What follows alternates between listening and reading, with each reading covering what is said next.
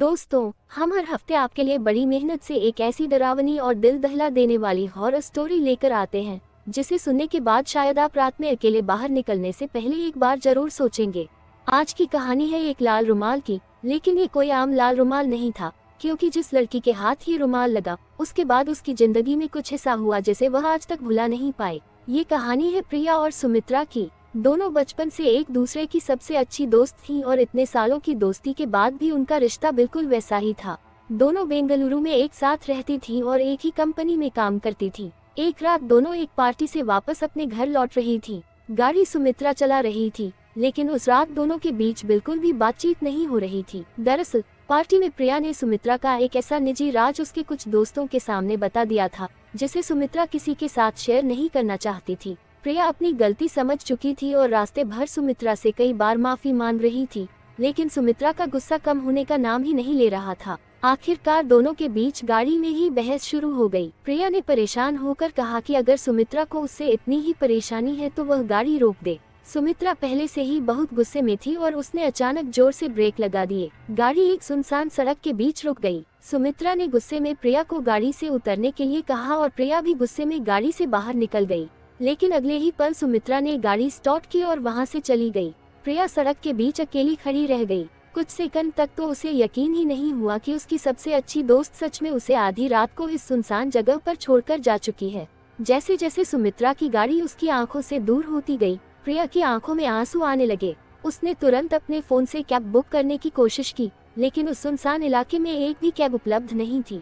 रात के करीब 2 बज रहे थे और सड़क पर दूर दूर तक कोई इंसान दिखाई नहीं दे रहा था। आखिरकार प्रिया ने फैसला किया कि वह सड़क पर पैदल ही आगे बढ़ेगी और शायद कुछ दूर जाने के बाद उसे कोई ऑटो या टैक्सी मिल जाए। प्रिया फोन की स्क्रीन पर नजरें टिकाए धीरे धीरे आगे बढ़ रही थी। तभी अचानक उसका पैर सड़क के किनारे पड़े एक गहरे गड्ढे में चला गया। उसका पैर किसी अजीब से कीचड़ में पूरी तरह डूब गया। प्रिया ने घबराकर अपना पैर बाहर निकाला और उसे साफ करने लगी, लेकिन तभी उसे उस कीचड़ से एक बहुत ही अजीब और सड़ी हुई बदबू महसूस हुई।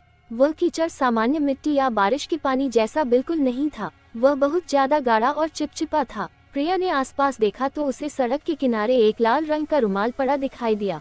उसने सोचा कि शायद इस रुमाल से वह अपना पैर साफ कर सकती है। प्रिया ने वह लाल रुमाल उठाया और उससे अपने पैर पर लगा कीचड़ साफ करने लगी। पैर साफ करने के बाद उसने रुमाल को सड़क के किनारे फेंक दिया और बिना पीछे देखे आगे बढ़ने लगी। लेकिन कुछ ही कदम चलने के बाद उसे ऐसा महसूस हुआ जैसे कोई उसके पीछे तेजी से दौड़ता हुआ आ रहा है। प्रिया के कदम अचानक रुक गए। उसने डरते हुए पीछे मुड़कर देखा, लेकिन वहाँ कोई नहीं था।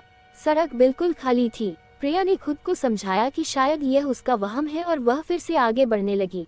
कुछ देर बाद उसे बहुत तेज प्यास लगने लगी। उसने अपना पर्स खोला और पानी की बोतल निकालने लगी, लेकिन जैसे ही उसने पर्स के अंदर हाथ डाला, उसके हाथ किसी कपड़े से टकराए। प्रिया ने वह कपड़ा बाहर निकाला और उसे देखते ही उसके होश उड़ गए।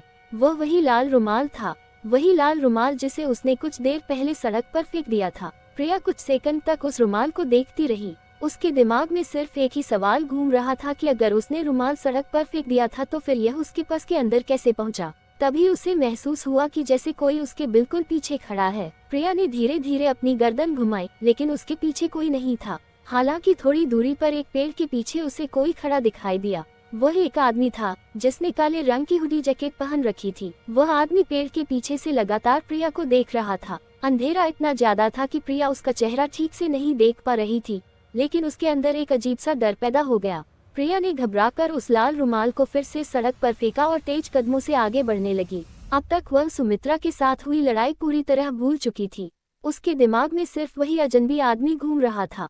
उसने तुरंत सुमित्रा को फोन मिलाया, लेकिन फोन पर नेटवर्क नहीं था। प्रिया ने दोबारा कोशिश की, फिर तीसरी बार फोन किया, लेकिन कोई फायदा नहीं हुआ। तभी उसे अपने पीछे किसी के कदमों की आवाज सुनाई दी। कदम धीरे धीरे उसके करीब आ रहे थे। प्रिया ने पीछे मुड़कर देखने की हिम्मत नहीं की। उसने अपनी चाल तेज कर दी, लेकिन पीछे आने वाले कदमों की आवाज भी तेज होती गई। आखिरकार प्रिया डर के मारे दौड़ने लगी।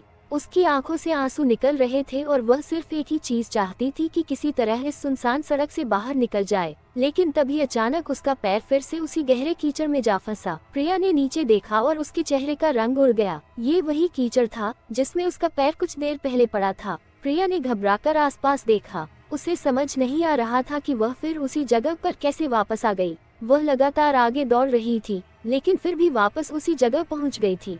तभी उसकी नज़र दाईं तरफ गई और उसकी सांसें जैसे रुक गईं। वही काले रंग की हुडी पहने आदमी कुछ दूरी पर खड़ा था, लेकिन इस बार उसके हाथ में वही लाल रुमाल था। प्रिया ने उस आदमी को देखते ही चीखने की कोशिश की, लेकिन उसके मुंह से आवाज तक नहीं निकली।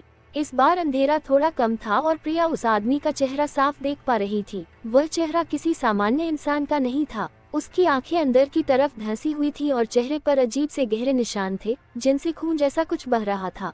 वह आदमी प्रिया को देखकर एक अजीब और डरावनी मुस्कान मुस्कुरा रहा था। प्रिया की हालत डर के मारे खराब हो चुकी थी। वह पीछे हटने लगी, लेकिन तभी वह आदमी धीरे धीरे उसकी तरफ बढ़ने लगा।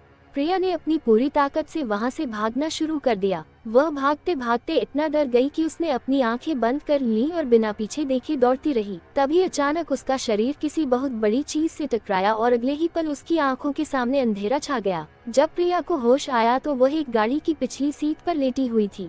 कुछ सेकंड तक उसे समझ ही नहीं आया कि वह कहाँ है, लेकिन तभी उसने सामने ड्राइविंग सीट पर बैठे इंसान को देखा और उसे देखकर उसकी जान में जान आ गई। गाड़ी सुमित्रा चला रही थी। सुमित्रा ने प्रिया को बताया कि उस रात गुस्से में उसे सड़क पर छोड़ने के बाद वह कुछ दूर तक तो गाड़ी चलाती रही, लेकिन अचानक उसके मन में प्रिया को लेकर चिंता होने लगी। आखिरकार वह उसकी बचपन की सबसे अच्छी दोस्त थी। जब सुमित्रा ने प्रिया को फोन किया और उसका फोन नेटवर्क से बाहर आया तो उसकी चिंता और बढ़ गई।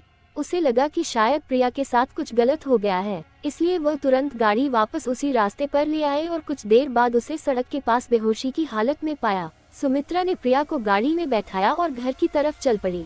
रास्ते में उसने प्रिया से कई बार पूछा कि आखिर उसके साथ क्या हुआ था और वह इतनी डरी हुई क्यों थी, लेकिन प्रिया कुछ भी नहीं बता पाई। वह खुद भी नहीं समझ पा रही थी कि उस रात उसके साथ सच में क्या हुआ था। क्या वह आदमी सच में कोई इंसान था? वह लाल रुमाल बार बार उसके पास कैसे वापस आ रहा था? और सबसे बड़ा सवाल ये था कि प्रिया बार बार उसी जगह पर वापस कैसे पहुंच रही थी। इन सवालों का जवाब शायद आज तक किसी के पास नहीं है, लेकिन उस रात के बाद प्रिया के अंदर लाल रंग के रुमाल को लेकर एक अजीब सा डर बैठ गया। आज भी अगर उसे कहीं वही लाल रुमाल दिखाई दे जाए तो उसका दिल जोर जोर से धड़कने लगता है और उसे उस सुनसान सड़क की वह डरावनी रात याद आ जाती है। शायद उस रात प्रिया ने जो देखा था वह सिर्फ उसका वहम था, लेकिन अगर वह सब सच था तो आखिर वह काले हुडी वाला आदमी कौन था और वह लाल रुमाल आखिर किसका था? दोस्तों, आपको क्या लगता है, क्या प्रिया उस रात किसी भूत या साए के जाल में फंस गई थी या फिर उसके साथ कुछ ऐसा हुआ था जिसका रहस्य आज तक नहीं सुलझ पाया? और अगर आपको ये डरावनी कहानी पसंद आई तो हमारे YouTube चैनल को अभी सब्सक्राइब जरूर करें। तब तक के लिए अपना ख्याल रखिए, सुरक्षित रहिए और याद रखिए, रात के अंधेरे में अगर कभी आपको सड़क के किनारे कोई लाल रुमाल दिखाई दे तो उसे उठाने की गलती बिल्कुल मत करना, क्योंकि हो सकता है कि वह रुमाल वहां पड़ा ना हो बल्कि कोई उसे आपके लिए छोड़कर गया हो।